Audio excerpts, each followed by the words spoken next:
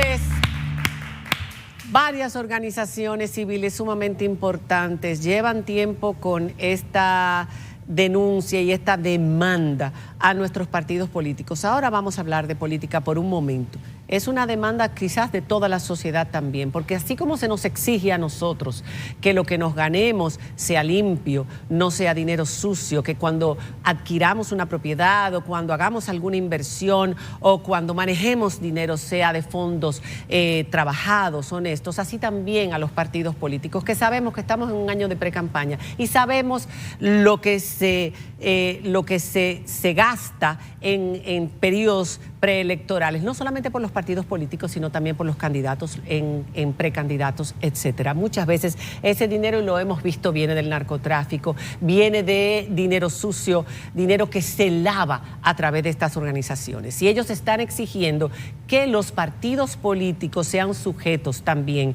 de ese tipo de sujetos obligados para solicitar el riesgo de lavado, considerando el riesgo de lavado de activos a través de campañas políticas. Ahora, ya me Para gustaría... eso tenemos una invitada en el día de hoy, Claudia Álvarez. Quien es una abogada con mucha experiencia profesional enfocada en estos procesos de auditorías legales y el tema de antilavado de activos. Bienvenida, Claudia. Muchísimas gracias, María Cela y Faride, por tenerme. Vamos a comenzar explicándole a la gente qué son los sujetos obligados que establece la ley de lavado de activos. Bueno, desde el 2017, con esta relativamente nueva ley de prevención del lavado de activos, se incluye en una parte de los sectores económicos que se entienden pueden ser utilizados o mal utilizados para poder lavar dinero a través de esa actividad económica. Entonces se determinaron que tenían que ser sujetos obligados para también acompañar en la labor de las autoridades para poder medir, gestionar el riesgo y poder tener alertas, si podemos decirle así, de operaciones sospechosas y poder entonces ser más preventivos en vez de reactivos. Eso significa que esas personas físicas o jurídicas que menciona la ley, para obtener cualquier tipo de financiamiento o hacer cualquier transacción, tienen que ser objeto de una debida diligencia, que se tiene que determinar de dónde proceden los recursos. ¿Correcto? Exacto. Lo que hacen los sujetos obligados, como mencioné, es acompañar a las autoridades en una serie de procesos para que cuando le lleguen las informaciones a las autoridades estén más viables, ¿verdad? Tengan más datos para ellos poder entonces hacer la parte que le toca. Estos sujetos obligados, entonces la ley establece algunos, tanto financieros como no financieros, pero no son taxativos, es decir, la ley permite que puedan ser incluidos otros sujetos obligados. Eso es importante. ¿Como por ejemplo? Pero vamos ahí. Estamos hablando de partido político, sí, no, porque candidato, quiero que ella explique, porque aquí hay un punto importante. La gente entendería, bueno, pero hay que modificar la ley de lavado de activos, porque se mencionan cuáles son esos sujetos obligados que la ley introduce. Tú dices, no necesariamente. ¿Por qué? Exacto. Entonces, en el momento en que se hizo la ley y se estableció cuáles eran los sectores que en ese momento eran más riesgosos, tanto bancos, inmobiliarias, los abogados. Los abogados entramos. Exactamente, y los contadores, los dealers de vehículos inmobiliarios. Y hay un control. Y un sinnúmero de otros áreas también. Sobre todas esas aparte sectores. de que cada uno de ellos también tienen su propio ente supervisores, o sea que son sectores supervisados. Pero también en ambos casos, tanto para sujetos obligados financieros como los no financieros, la ley permite que el Comité de Prevención de Lavado de Activos, o sea el CONCLAFIT, pueda incluir otros sujetos obligados cuando se determine que hay sectores que no estaban siendo contemplados que ahora representen un riesgo en el tema de lavado de activos. Bueno, en el momento que se ha venido evaluando y se presente, claramente lo que hemos venido presentando desde unos años hacia atrás desde la sociedad civil es que estamos viendo cada vez más la intromisión de actividades ilícitas, de actividades del narcotráfico, de elementos corruptivos que ya se están introduciendo o ya están dentro más que todo, porque hemos visto ya los casos que demuestran eso, dentro de los partidos políticos, dentro de la política, y que ciertos candidatos pues se proponen y vienen financiados de parte de estructuras criminales. Claudia es muy elegante, pero nosotros conocemos, cada candidatura ha tenido su capo favorito, que todos sabemos, candidaturas presidenciales, candidaturas municipales, candidaturas, lo sabemos, de alcaldías en los pueblos, etcétera. Ustedes entregaron una carta al Ministerio de Hacienda. Sí, porque el Ministerio de Hacienda preside el Comité de Prevención de Lavado de Activos. Eso te iba a preguntar, ¿quiénes componen el Comité de Prevención de Lavado de Activos? Bueno, esperando que no se me olvide ninguno, empezando por el Ministerio de Hacienda, la Procuraduría General de la República, la Superintendencia de Banco, la Superintendencia del Mercado de Valores, la DNCD, creo que se me está faltando una y me van a excusar. Pero la UAF también. No, la UAF es el brazo ejecutor, o sea, viene siendo como la Secretaría Técnica del Comité. Eso fue el 18 de enero del 2023. De este año. Esa es la última comunicación que se remitió.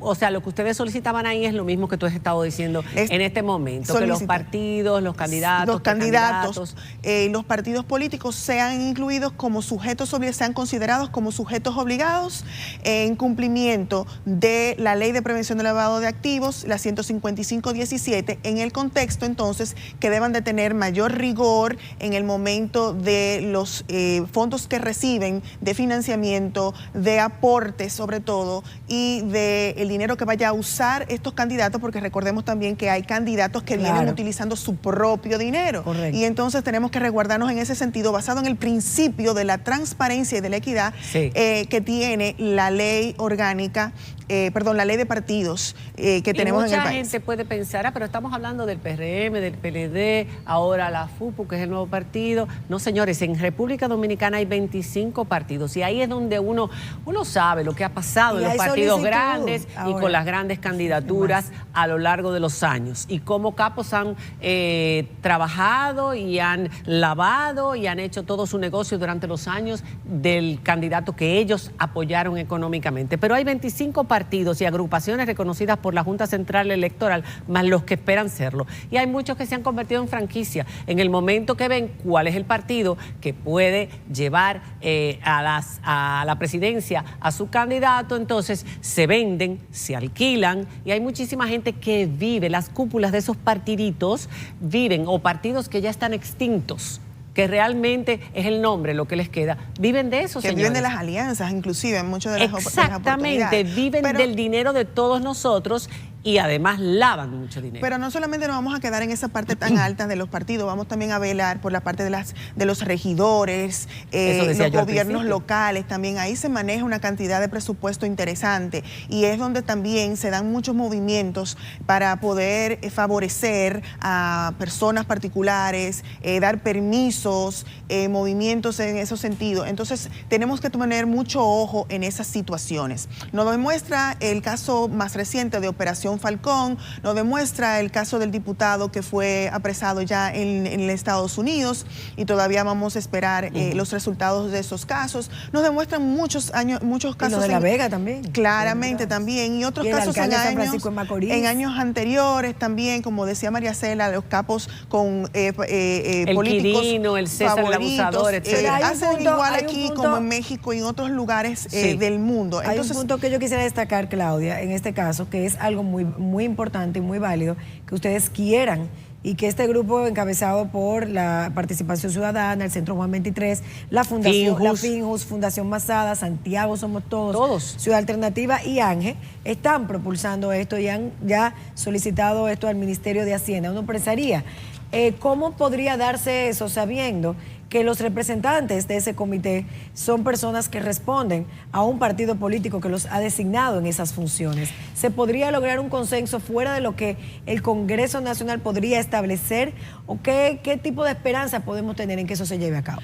Sí, bueno, obviamente va a tener esto que ser un trabajo de varios sectores, tanto apolíticos, empresariales y de la sociedad civil y de la sociedad como un todo, ¿verdad? Viendo la situación que se nos ha venido ya demostrando, los casos que hemos mencionado, pues la sociedad tiene que entender que esas personas, cuando tienen esa potestad de poder fondear y poder entonces dirigir el curso de la democracia de nuestro país y de poder decidir en base a presión económica, cuáles leyes sí van y cuáles leyes no van y qué cosas incluir y qué otras cosas no incluir. Entonces no podemos dejar que esas sean las únicas personas que decidan por nosotros. Entonces, claramente quienes componen el Comité de Prevención del Lavado de Activos son funcionarios del actual gobierno, así como serán de otros gobiernos que vengan.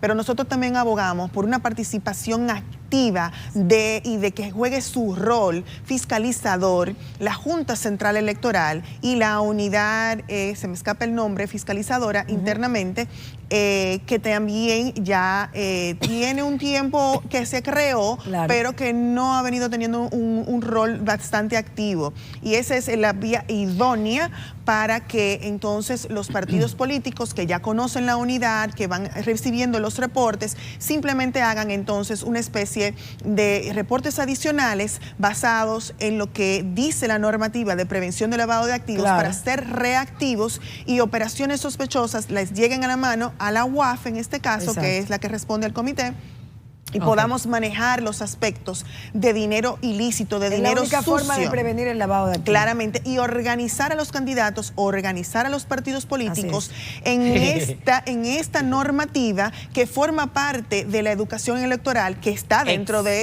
la ley de partidos también. Exactamente, eso fue algo por lo que se abogó mucho antes del nuevo gobierno, antes de que hubieran las elecciones, y realmente es una necesidad para evitar que nosotros podamos vivir cosas, pues ya las hemos vivido, pero no al punto, por ejemplo, que en México, como tú mencionabas, donde el narcotráfico permea de una manera tan poderosa el mundo de la política que determina cómo, y vemos estados enteros sometidos al gobierno del narcotráfico. No solamente Estado completo, yo diría que México el país como un todo, entero, y el caso actualmente que se está conociendo, que está ya esperando la decisión final del jurado, el caso de Genaro García Luna, que fue el ex ministro de Seguridad de México en la época de Calderón y luego Fox. Eso es un caso que nos plantea claramente el dominio completo del cartel de Sinaloa, que es en ese caso puntual, de un gobierno y de un Estado como un todo. Y en Venezuela también, que es un país muy pequeño. En Venezuela también otro narcoestado. Aquí se habló mucho de narcoestado. Hasta hace nada. No podemos olvidar que seguimos siendo ese narcoestado. Hasta que no se impongan este tipo de medidas, hasta que las cosas no se aclaren. Porque los políticos, señores, no pueden ver a los partidos políticos tampoco. Esa es otra, que debería también tener un control, pero ellos mismos no quieren. Así como no quisieron que 20 años más para la prescripción del delito de corrupción. Yo diría que no son políticos, son gente que más de 20 son gente que llegan a la política a servir. Que llegan a la política a servir. Es que el político no hace eso. No quiero, sí, pero son pocos los políticos dentro de la política, entonces vamos a decirlo así. Pero estamos viendo mucho, lamentablemente, actualmente. Hay mucho intrusismo dentro de la política, vamos a llamarlo eufemísticamente hablando de esa manera. Claramente. Entonces necesitamos, como decía, el apoyo de todos los sectores diversos. Y es bueno recordar, mucha gente tal vez no maneje el dato, pero uno que estuvo ahí, trabajó en los aspectos de lo que eran los borradores de lo que conocemos como la ley 155-17 de prevención del lavado de activos.